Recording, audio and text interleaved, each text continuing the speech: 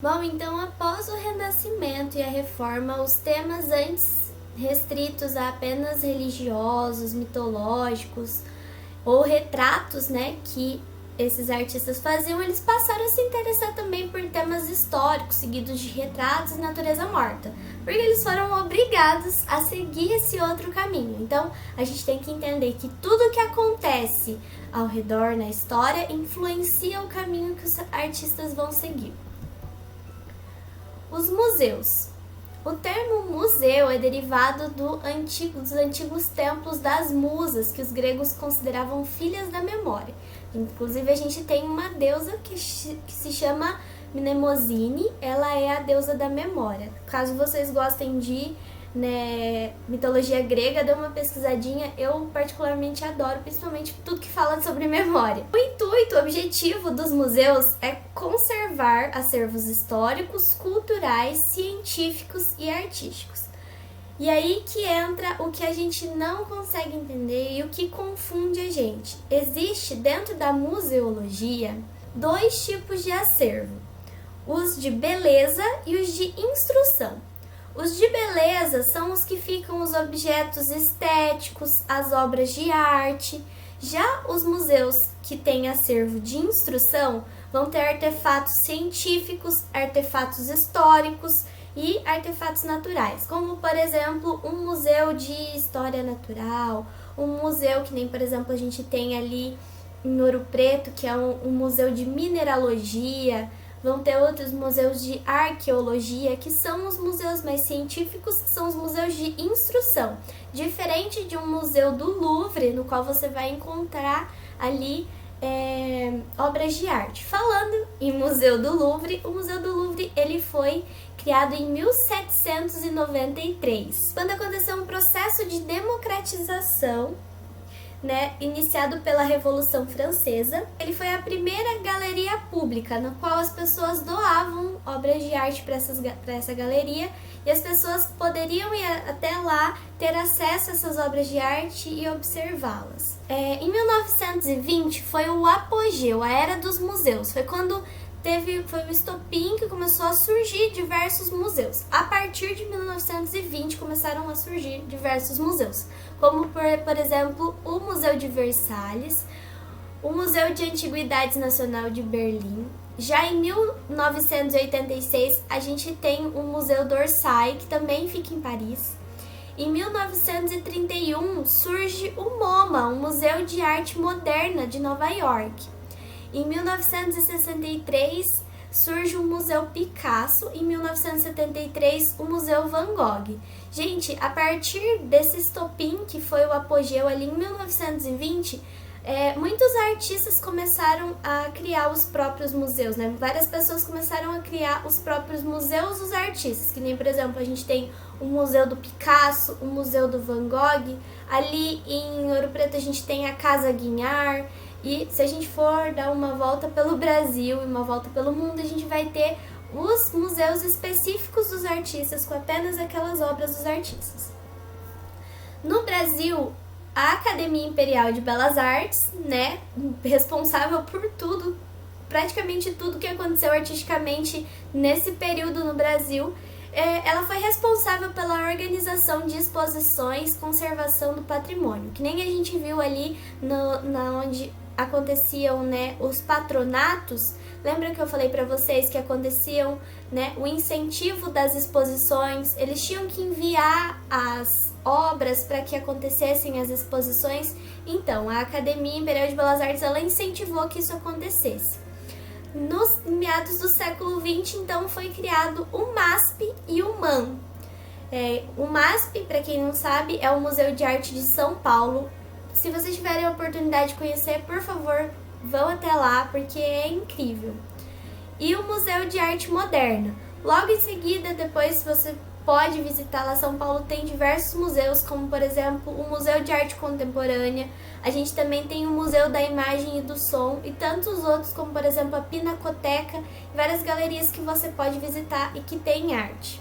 O público começou então a ser um público importante, né, da produção dos artistas e do mercado de arte. Então, o público ele já não era mais aquele que encomendava as artes, mas também aquele público que ia até o espaço do museu observar as obras de arte. O espaço do museu ele permite que o observador aprecie produções diferentes de lugares do mundo diferentes e de épocas distintas. Então, no mesmo museu, como por exemplo o Museu do Louvre, eu posso ver obras brasileiras, obras francesas, obras americanas, obras, sei lá, latino-americanas, né?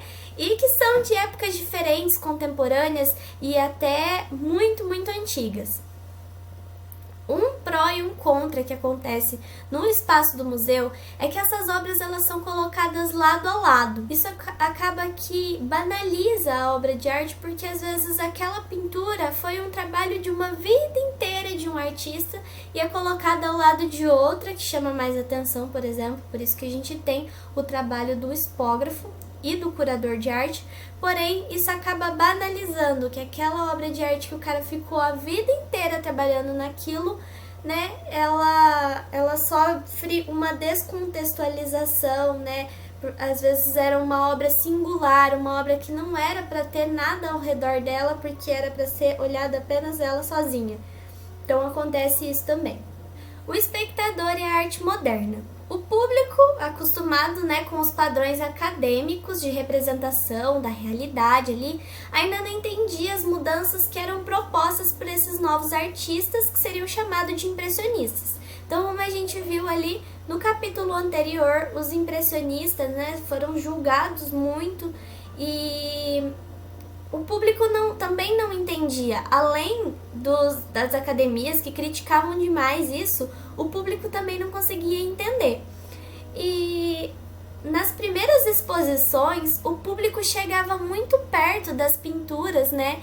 E levou um tempo para eles entenderem e para eles descobrirem que para eles apreciarem aquelas obras de arte, eles tinham que se afastar e olhar de longe, que nem a gente tem ali em algumas obras do pontilhismo, né? As obras do pontilhismo, elas são feitas com cores primárias.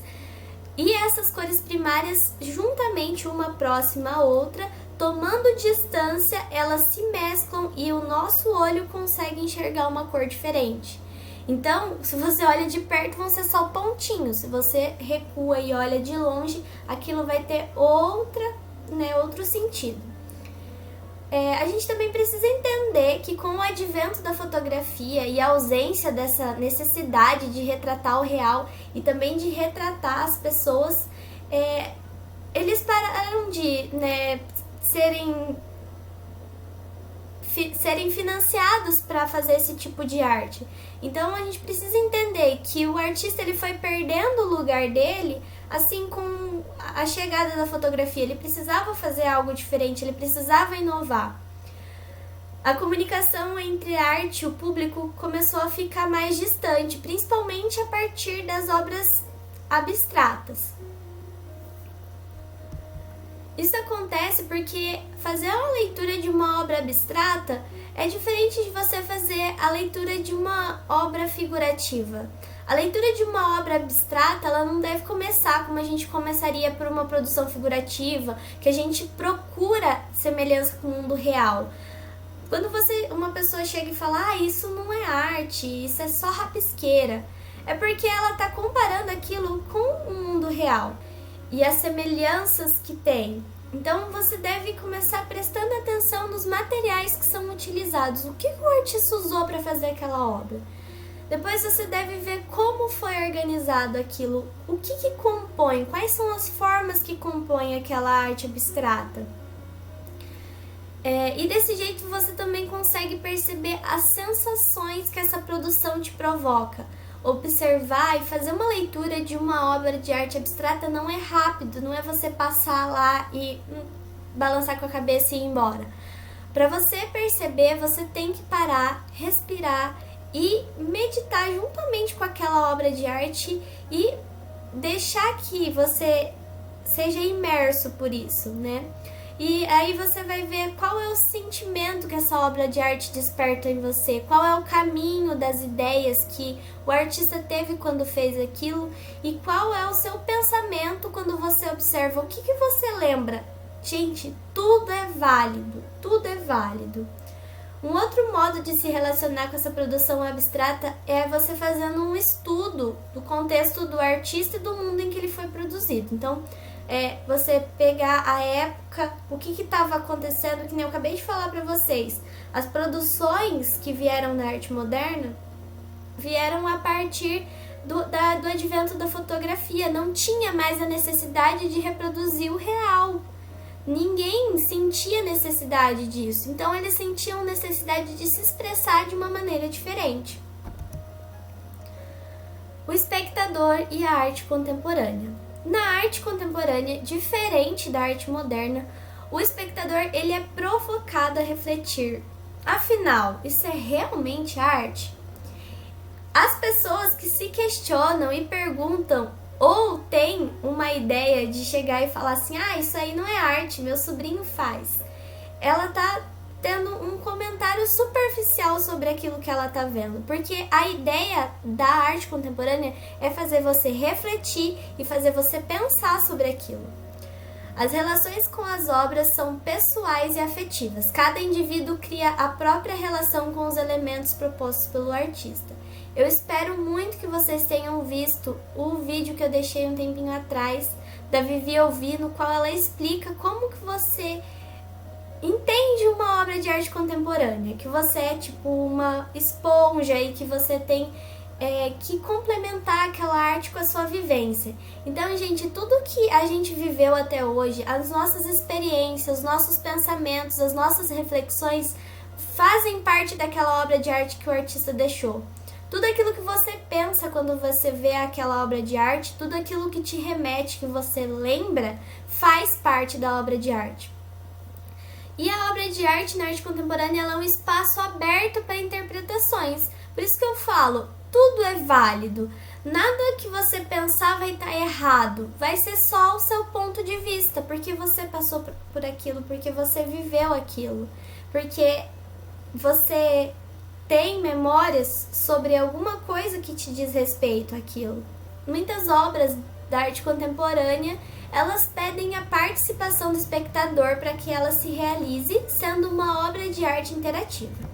Então, na arte contemporânea, a gente tem as obras de arte interativas, no qual o público, ele vai fazer um papel ativo ali e não passivo. O passivo, ele é aquele cara que só observa, não faz nada além daquilo de observar. Já as obras de arte interativas, elas fazem muito sucesso porque elas mexem com o sensorial do público. Então, às vezes é uma obra de arte auditiva, uma obra de arte sensorial para o tato, para a audição, para o olfato. E esse tipo de arte, ele não tem o questionamento do público se aquilo é realmente arte. Ninguém chega e fala se aquilo é realmente arte, porque as pessoas, elas se sentem parte daquilo.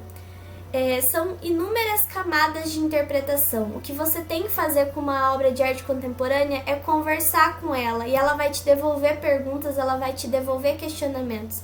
É uma coisa assim bem filosófica, mas você tem que questionar o que isso quer dizer, o que isso está falando para mim, e é uma conversação infinita até que você entenda aquilo.